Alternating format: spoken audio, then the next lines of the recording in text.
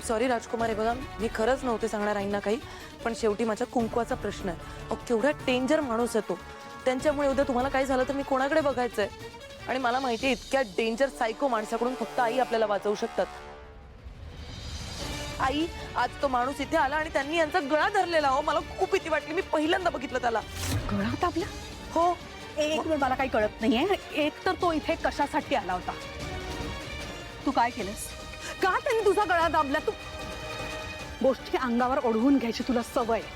काय केलंस सांग, खरं सांग, तू काय केलंस?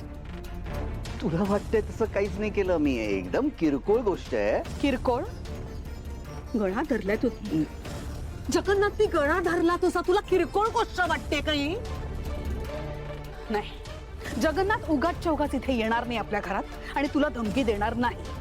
तू काहीतरी केलं असणार, काहीतरी खोड काढलीस ना त्याची. खोड? काही नाही ग, खोड वगैरे काय लहान आहे का मी? जे काही केलं ना मी ते आपल्या कंपनीच्या फायद्यासाठी केलं. त्याला मी एक बिननवी फोन केला आणि त्याला सांगितलं की ती गुरुकुलची जागा आहे ना ती गुमान आमच्या नावाने करून टाक, नाटकं करू नकोस. बस एवढंच बोललो मी, बाकी काहीच नाही. तू वेडा आहेस. मी तुला 1000 वेळा बजावून सांगितलं होतं गुरुकुलाच्या जागेकडे ढुंकून सुद्धा बघायचं नाही. मग कोणी सांगितलं होतं आगाऊपणा करायला? आई पण ती खरंच जागा चांगली आहे ना. नाही बघायचं त्या जागेकडे. किती वेळा सांगितलंय तुला? का तुला ऐकायचंच नाही अजिबात आईचं? असं जर का असेल ना तर मी तुला अजिबात ऑफिसला जाऊन देणार नाही. कुठल्याही महत्वाच्या फाईल्सला हात लावायचा नाही. घरात बसायचं गपचूप. आई अहो हे बघा प्लीज नका ना एवढं रागवू त्यांच्यावर. हे सगळं करण्यामागचा त्यांचा हेतू वाईट नव्हता. त्यांना असं वाटलं की ते जगन्नाथ आता एवढे डेंजर आहेत जे मी पण बघितलाच. त्यांनी तुम्हाला धमकवलंय का, काही वाईट साईड बोललेत का? आणि तुम्हाला खूप आवडली होती ती जागा म्हणून ते कंपनीच्या हितासाठी आणि तुमच्या चांगल्यासाठीच सगळं करायचा प्रयत्न करत होते.